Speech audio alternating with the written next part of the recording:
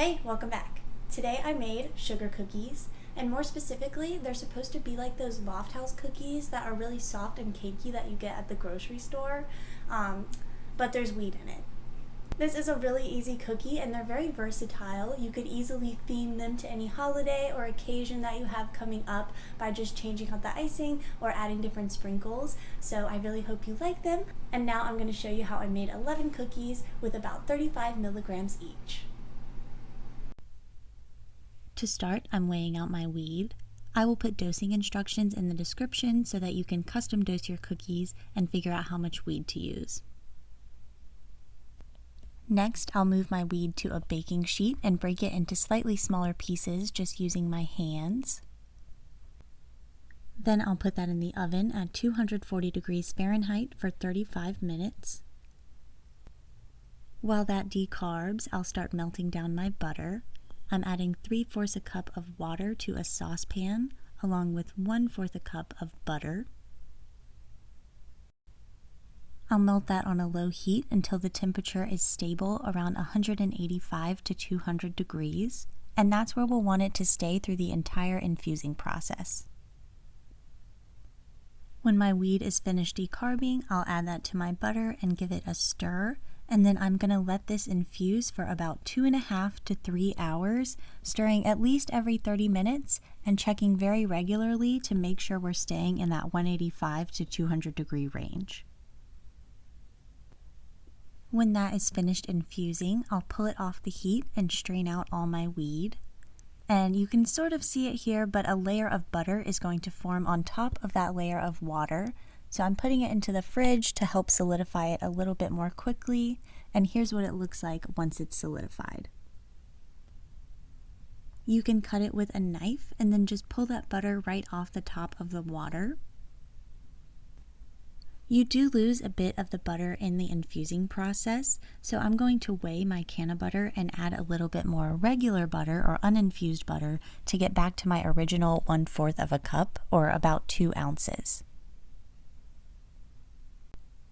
Then I'll start my dough with my 1/4 cup of butter and 2.5 tablespoons of shortening, and I'm going to whisk that until they are very well mixed. Next, we'll add in 1/2 a cup plus 2 tablespoons of sugar, 1 egg, and 1.5 teaspoons of vanilla.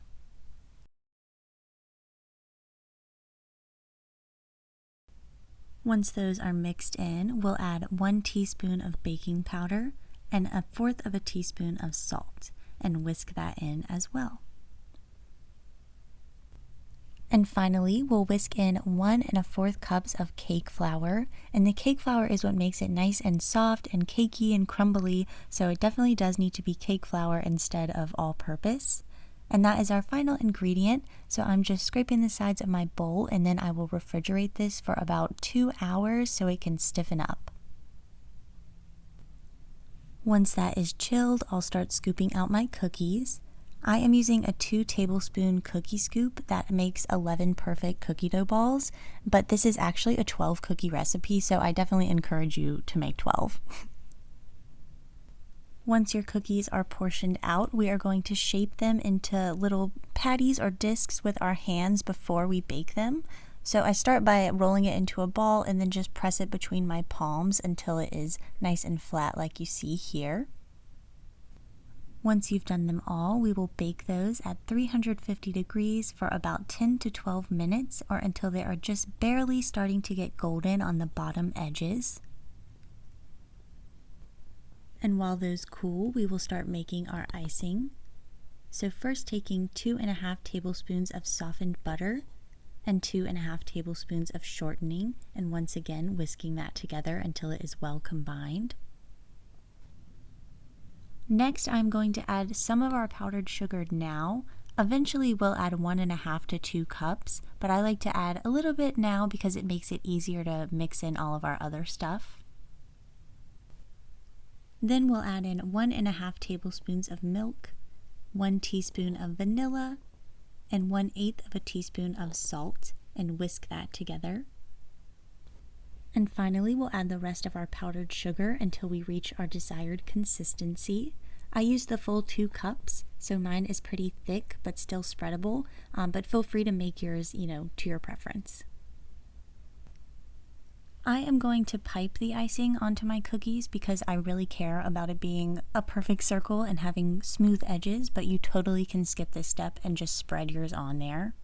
If you want to do it how I am piping a very thin layer of icing onto the cookies, and really only the outside edge matters because I'm going to take a spatula and smooth the cookies out on the tops. So if you have a messy cookie like this one, don't even worry about it. Just smooth it out, and now it looks like a nice, perfect, flat circle.